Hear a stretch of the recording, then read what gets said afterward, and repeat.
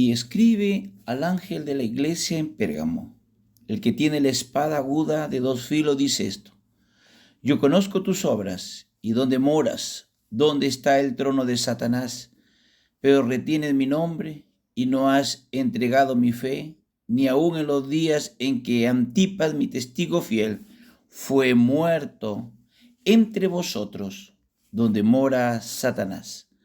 Pero tengo unas pocas cosas contra ti, que tienes ahí a los que retienen la doctrina de Balaam, que enseñaba a Balac a poner tropiezo ante los hijos de Israel, a comer de cosas sacrificadas a los ídolos y a cometer fornicación. Y también tienes a los que retienen la doctrina de los nicolaítas, la que yo aborrezco. Por tanto, arrepiéntete, pues si no, vendré a ti pronto y pelearé contra ellos con la espada de mi boca. El que tiene oído, oiga lo que el Espíritu dice a las iglesias. Al que venciere, daré a comer del maná escondido, y le daré una piedrecita blanca, y en la piedrecita escrito un nombre nuevo, el cual ninguno conoce, sino aquel que lo recibe. Gloria a Dios. Saludamos a cada uno de ustedes, amados oyentes, y la paz de Dios, que sobrepasa todo entendimiento, guardará vuestros corazones y vuestros pensamientos. No olvidemos de estar orando por nuestros misioneros y obreros que laboran en distintas obras, en especial en lugares apartados, perseguidos, prohibidos. Que nuestro buen Dios los guarde. Y hoy día nos corresponde hablar sobre el mensaje a la iglesia de Pérgamo, Apocalipsis 2, del 12 al 17. Estimados oyentes, continuamos hoy recorriendo juntos el libro de Apocalipsis, que, como recordará, fue escrito por el apóstol y evangelista Juan en torno al año 95 después de Cristo. Apocalipsis es el último libro de la Biblia, las Sagradas Escrituras, y es el único libro profético del Nuevo Testamento.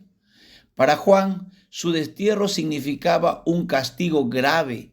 Él era un dirigente de los cristianos, y los cristianos eran considerados en ese tiempo como unos delincuentes comunes. Lo extraño es que no le ajusticiaran inmediatamente. El destierro supuso para el apóstol Juan su castigo. Iría, por supuesto, a trabajos forzados en canteras.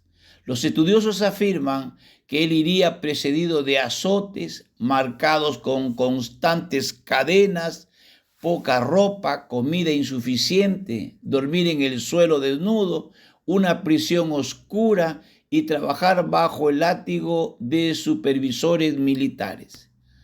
Como sabemos, Juan fue desterrado en Patmos a causa de su lealtad inquebrantable a la palabra de Dios y por su insistencia en predicar el Evangelio de Cristo.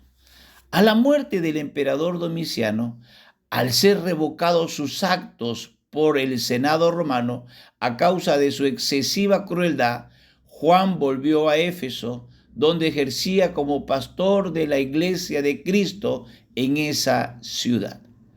Y escribe al ángel de la iglesia en Pérgamo, el que tiene la espada aguda de dos filos, dice esto: como acabamos de mencionar, nos encontramos ante la carta de Jesucristo a la iglesia en Pérgamo, en una época en que el paganismo estaba muy extendido y arraigado, aún de manera sutil, en la vida de muchos cristianos, tal y como sucede hoy en día. Tras la muerte de Cristo, de los apóstoles y de las primeras generaciones de cristianos, la iglesia comenzó poco a poco a apartarse de la doctrina bíblica y de la persona de Jesús, adoptando costumbres ajenas a la palabra y que iban claramente en contra de Dios. Antes de comenzar el contenido y propósito de esta carta, nos gustaría trazar algunas ideas que nos permitan situarnos mentalmente y con nuestra imaginación en aquella difícil época de la historia del cristianismo. La ciudad de Pérgamo ocupaba un lugar único en Asia. No se encontraba en ninguna de las grandes carreteras del momento, como Éfeso o Esmirna, pero históricamente fue la ciudad más importante de Asia. El famoso filósofo Estrabón la llamaba la ciudad ilustre y Plinio, con mucho, la ciudad más famosa de Asia. La razón era que en el tiempo en que Juan estaba escribiendo, Pérgamo hacía casi 400 años que era la capital del reino de los Seleucidas. Aunque Pérgamo no llegó a tener nunca la importancia comercial de Éfeso o Esmirna, como sucede cultural, dice, sede cultural que sobrepasa a ambas. Era famosa por su biblioteca, que contenía no menos de 200.000 rollos de pergamino. Solo era superada por la legendaria biblioteca de Alejandría. En el aspecto político, una vez al año, todos los habitantes del Imperio Romano tenían que presentarse a los magistrados y quemar un poco de incienso a la divinidad del César y decir: César es Señor. Después de lo cual cada uno podía ir a adorar a sus respectivos dioses, pero antes debían de pasar por aquella ceremonia so pena de parecer desleales al César.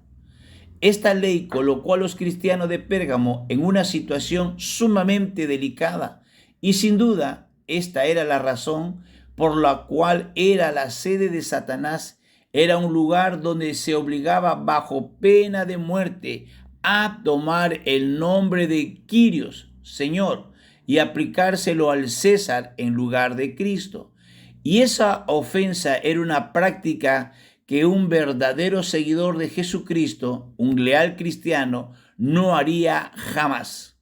Esa ley, esa obligación podía considerarse satánica. Pérgamo fue de hecho la primera ciudad de Asia donde se erigió un templo en honor a César. Los gobernantes romanos se dividían en dos clases: los que tenían el derecho a llevar la espada y los que carecían de ese privilegio.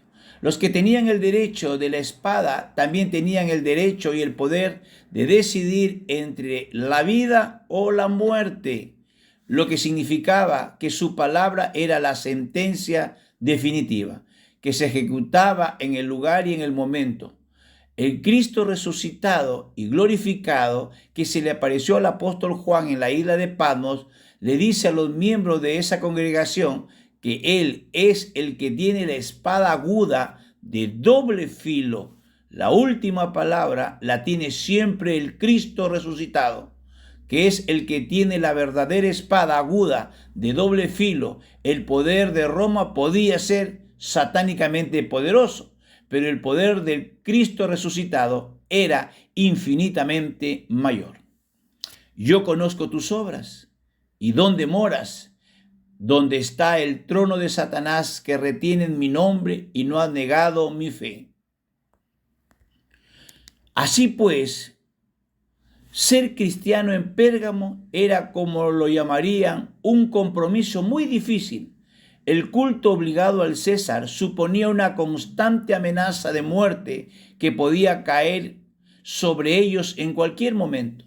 Pero Jesucristo, el Cristo resucitado, les dice a los cristianos: yo sé dónde estás, de dónde vives, en una ciudad hermosa y culta, pero donde la presencia y el dominio de Satanás es especialmente intenso. Pero a pesar de la fidelidad y el valor que demostraba la iglesia de Pérgamo, un grave error se discernía sobre sus miembros creyentes. Entre ellos habían quienes seguían la doctrina de Balaán y de los Nicolaitas. Estas personas ejercían su mala influencia al tratar de persuadir a los cristianos de que no había nada de malo en adaptarse prudentemente al mundo, a no ser tan radicales ni tan fanáticos. Si recordamos brevemente la historia bíblica, Balaam intentó sin éxito prostituir el don profético y maldecir a Israel por dinero que le ofreció Balac, rey de Moab.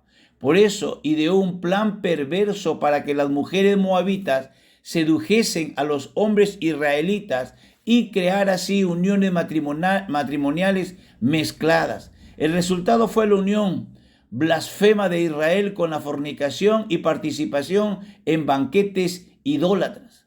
Nicolaíta significa el que conquista al pueblo. Ireneo escribió que su fundador fue el mismo Nicolás, que se eligió como diácono en el libro de Hechos 6, pero que siempre fue un creyente falso y luego se volvió apóstata. Gracias a las credenciales que poseía, se le arregló para desviar a la iglesia de su doctrina, y como Balaam condujo al pueblo a conductas inmorales y perversas. Amén. Gloria a Dios.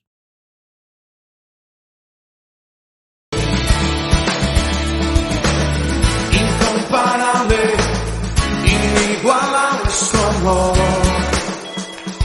y me rodea, tú me abrazaste, me sonreíste, Señor, en mi pecado, tu amor me alimenta, tu amor me sustenta.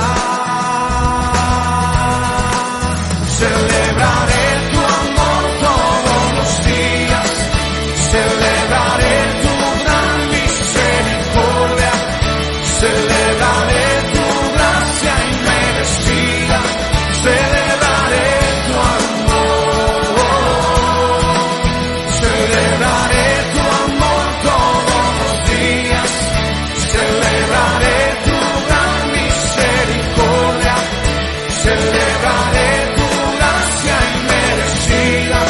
celebraré tu amor, celebraré tu amor,